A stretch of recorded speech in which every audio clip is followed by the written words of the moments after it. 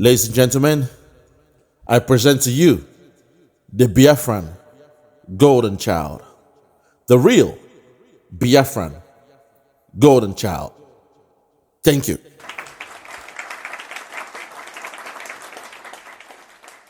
Good morning, good afternoon, good evening, depending on where you hear my voice from. This is the Biafra Superstars Media.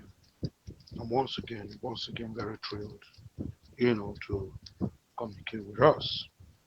Today we're going to talk about what our maximum leader, Mazi Nnamdi Kanu, has done, you know, last week, what he did last week to ensure that his continued detention at the DSS, you know, uh, dungeon, is not going to be, you know, continuous anymore. Our Muslim leader has decided to take the bull by the horns. He has decided that no more will he continue to wait on, the government to take a decision whether to try him or not.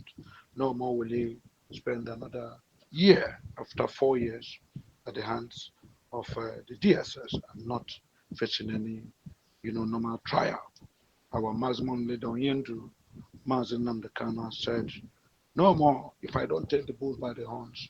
If I don't save myself, if I don't do this, then I'll continue to be at the mercy of this government that have not decided what to do with me. I cannot continue to be incarcerated against my wish.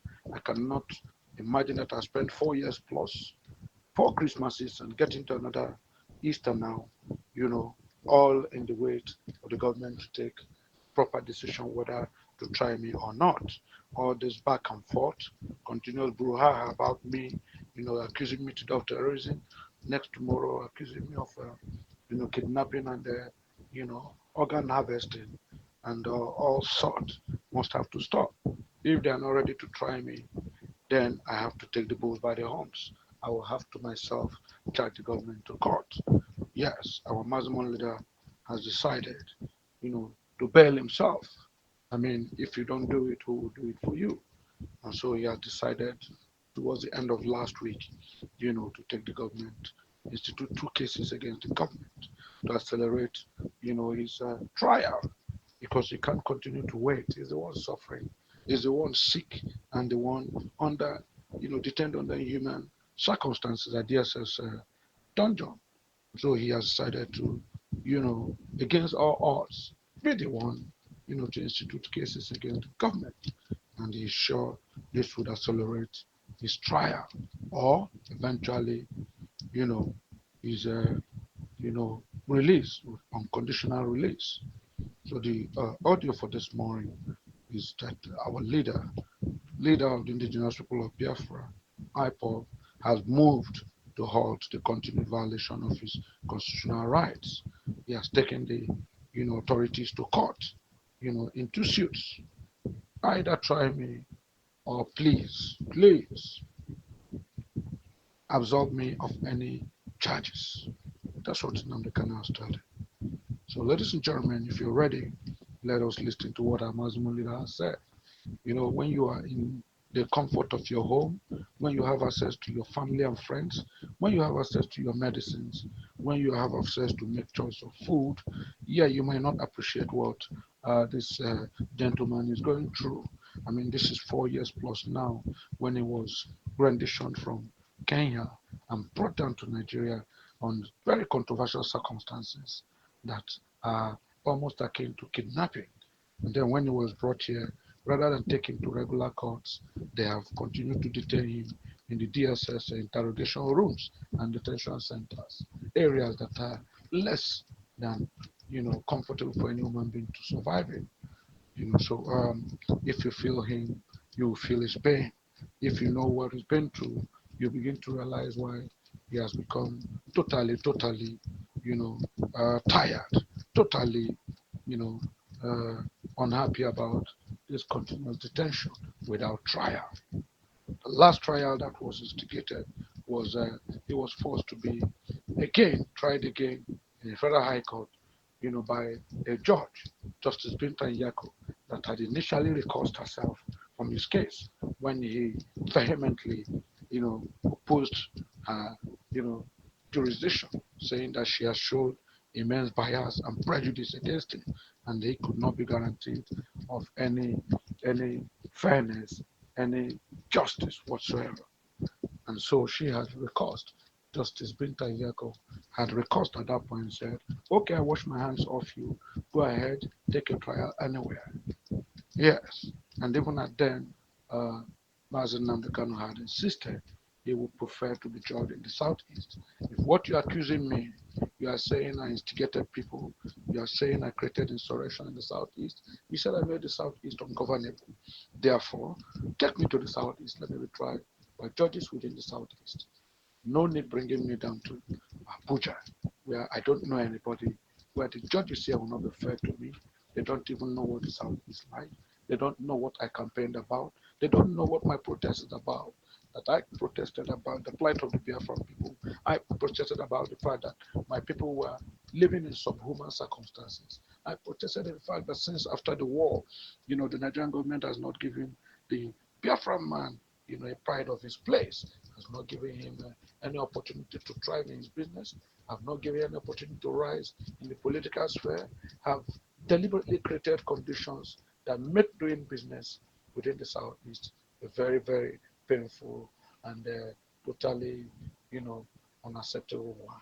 I mean, why close the Calabar seaport and force the Biafrans to continue to do business, in Lagos and Abuja. I mean, these are very, very horrendous practices. So getting our people to, duplicate tripartite taxes, not just duplicate taxes, tripartite taxes, wholesome business arrangements, and putting them completely out of tune with current business trends.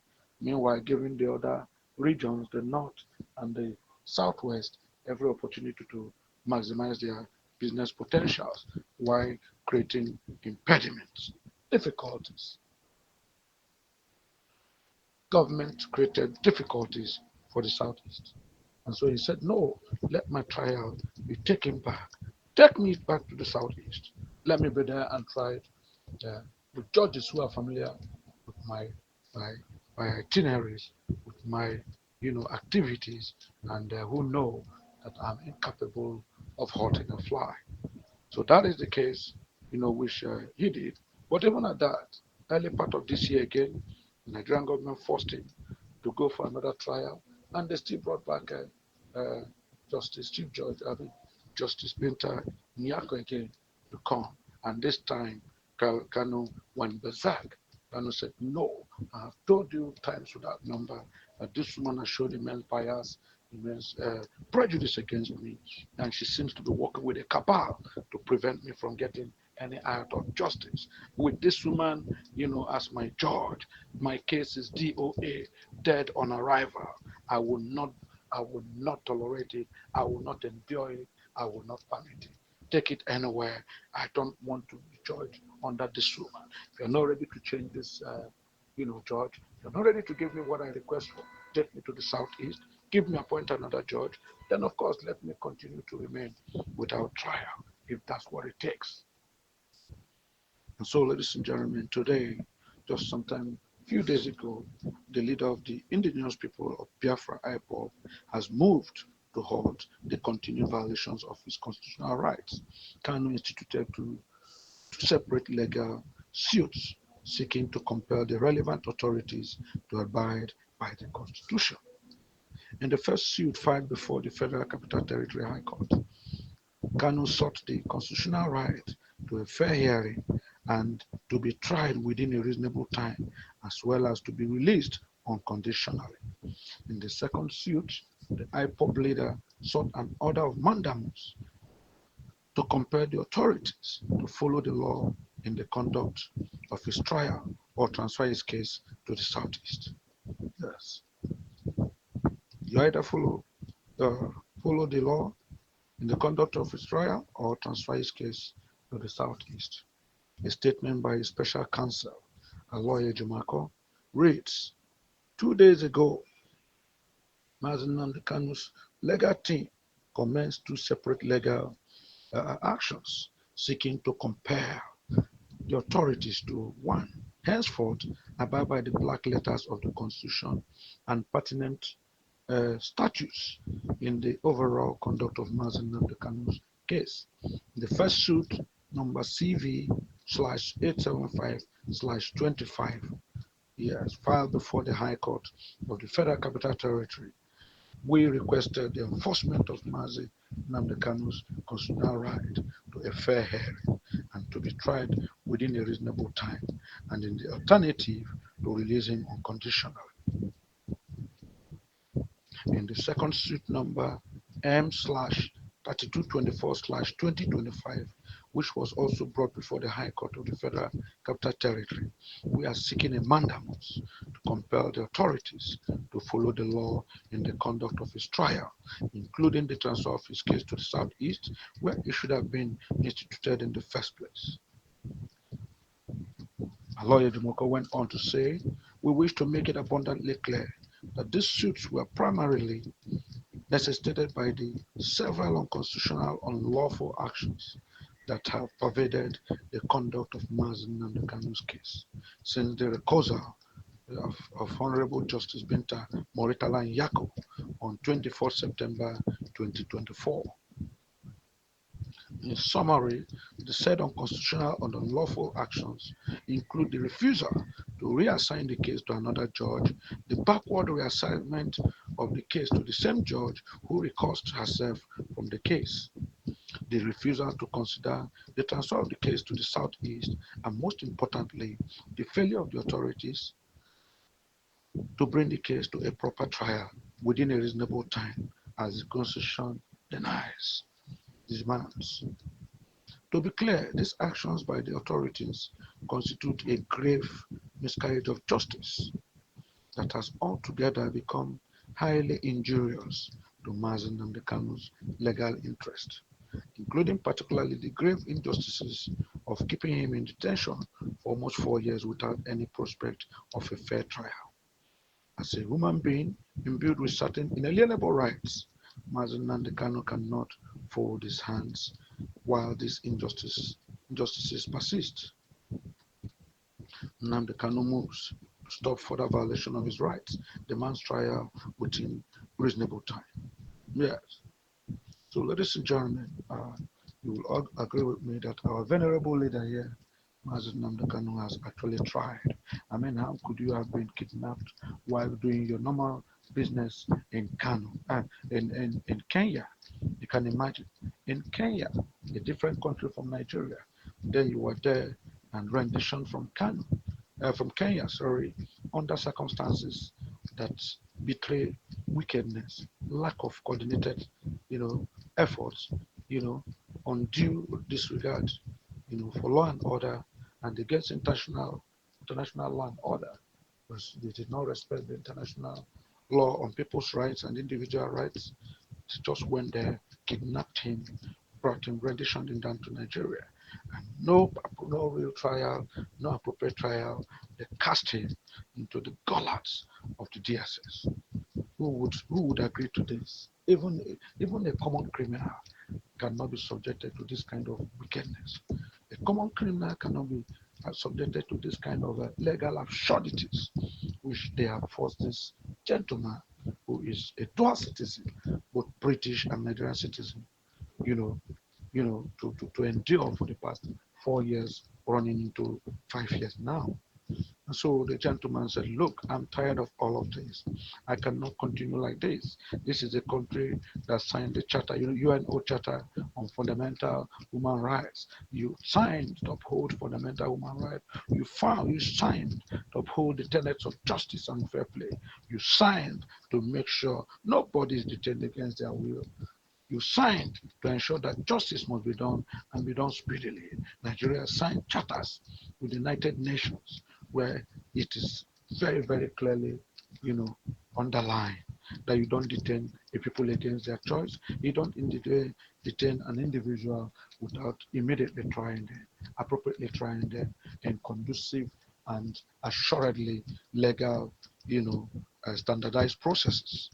And so our able, venerable leader Mazi Nnamdi Kanu said, enough is enough.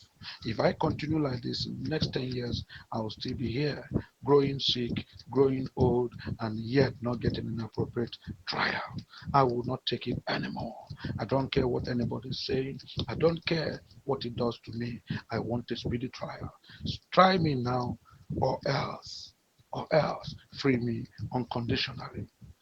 I cannot beg you for anything. I know I've committed no sins. I know I've committed no crimes. I'm not a treasonable fellow. I'm not a jihadist. I'm not a terrorist. I've not engaged in organ trafficking. I'm not a kidnapper. I've never laundered money. So why are you keeping me? Why did you suddenly come to Kenya and rendition me from Kenya to Nigeria? Why are you keeping me away from my family? Why are you keeping me away from my medical treatment? I can't get appropriate medical treatment at my age. I know my medical history. There are treatments I should be taking every day, every week, every month. But I have been denied all of this. I don't have access to my physicians. My glasses have become dull. I rarely see with them. I need to change my glasses. I don't have access to my legal advisors. Anytime they come here, all kinds of gadgets are put here to prevent us from having any meaningful discussion. Most at times they are prevented from entry. Most at times I'm taken to different rooms here and there as if they're playing hide and seek with me. And they tell my legal counsels that I'm not available, that I'm not disposed. How long is this going to be? How long is this going to take? How long is this going to be? I don't want to continue suffering like this. Ladies and gentlemen, the Nigerian authorities should please either grant me a trial, speedy trial, or declare me, you know, free, unconditional. My case is not different. You arrested the Yoruba Southwest agitator, and eventually, Sunday Boho, and eventually, you gave him a speedy trial, and you released him unconditionally, granted him freedom, you know, reintegrated him back to the country. You did it to the Niger Delta, agitators. Of course, they were granted their trials. Eventually, they were, you know, freed. And of course, their, agitations were looked into. You have done it consistently with the Boko Haram people. When you meet them, you say you arrested them. You say you caught them. Today you say you have arrested them. Tomorrow they are in your detention. Next tomorrow they are in court. Of course they are granted pardon. And eventually you say you are rehabilitating them into the society. The next thing we hear is that you are taking them higher into any of the Nigerian armed forces. They could come and become soldiers. They could come and become air force pilots. They could become policemen. But when it comes to me and any member of the Southeast, our case is deliberately manipulated. The full rat, full jaws of the justice system are the fangs of the justice system are released to make sure anybody from the Southeast does not have or enjoy any just or equitable or fair uh, adjudication or trial. Please, if you're not ready to try me, then of course let me go my own way. Give me an unconditional release. Mazi Nnamdi Kanu, has gone, two separate suits in which he seeks to compel the legal authorities, the federal authorities, to respect his fundamental right to, you know, right to rule of law, to life and property.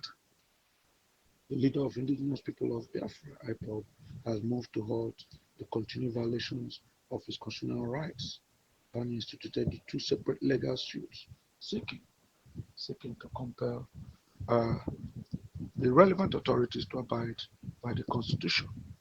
Like we noted, you know, initially, in the first suit filed before the Federal Capital Territory High Court, Kanu sought the constitutional right to a fair hearing to be yes, and to be tried within a reasonable time, as well as to be released unconditionally.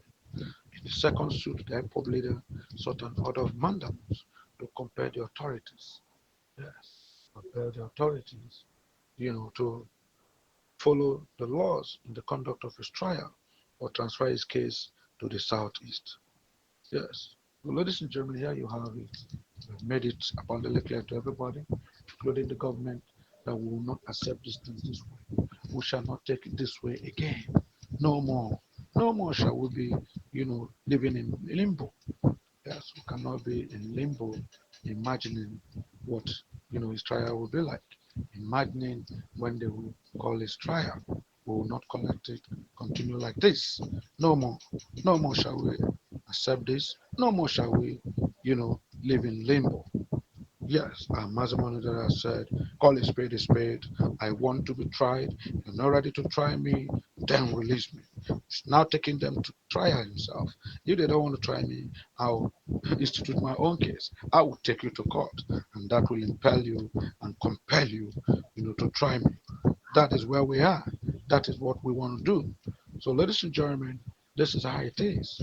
You need to be aware of everything happening to your Biafran leaders. You need to be aware of what is happening to the heartbeat of Biafra. You need to be aware, of the altercations or any of such, relevant things that are happening within characters, especially, our Muslim leader, Mazi Nnamdi Kanu. So please, let us keep our ears down and see how the government responds to this. Let us see if it will force the government to quickly appoint a new a new judge to try him. Let us see whether the government will move away the recourse justice Binta Moritala Yako, whether the federal government will respect her recourse to be taken out of Mazi Nnamdi Kanu's trial, or whether they want to continue. But let's see how it goes. And Mazi leader has said, enough is enough. You must try me. And if you're not ready to try me, then you don't detain me unconditionally. I've already stayed 4 years. Plus, I cannot continue to be here. I won't rot here. Enough is enough. I'm a human being too. I have medical issues. I have physical issues. I have health challenges to take care of. And of course, above all, I have children and family, who need my attention. That is it, brothers and gentlemen. I hope you have been, vigorously and fully, introduced to this subject matter today. Let us wish our Muslim leader the best of it all. Let us wish him well. Let us pray that Almighty God will make the Nigerian authorities, to change their lackadaisical attitude, their wicked attitude, and their unfavorable attitude towards our Muslim leader. God bless Mazi Nnamdi Kanu. God bless the United States of Biafra. God bless everything about, the Southeast. God bless you all. Thank you.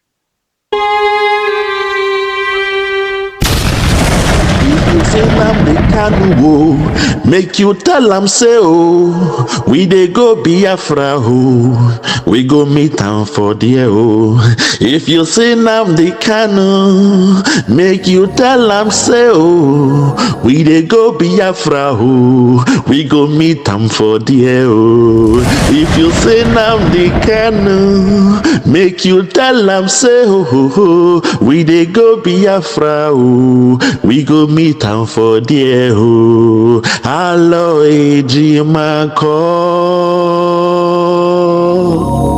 alo ejimako, alo ejimako, alo ejimako. When you see Nnamdi Kanu, make you tell am say oh, we dey go for Biafra oh, we go meet am for there oh. When you see Nnamdi Kanu, make you tell am say oh, we dey go for Biafra oh, we go meet am for there oh. Na Simon Ekpa be the man. Na Simon Ekpa dey do am o. Ọba tóbi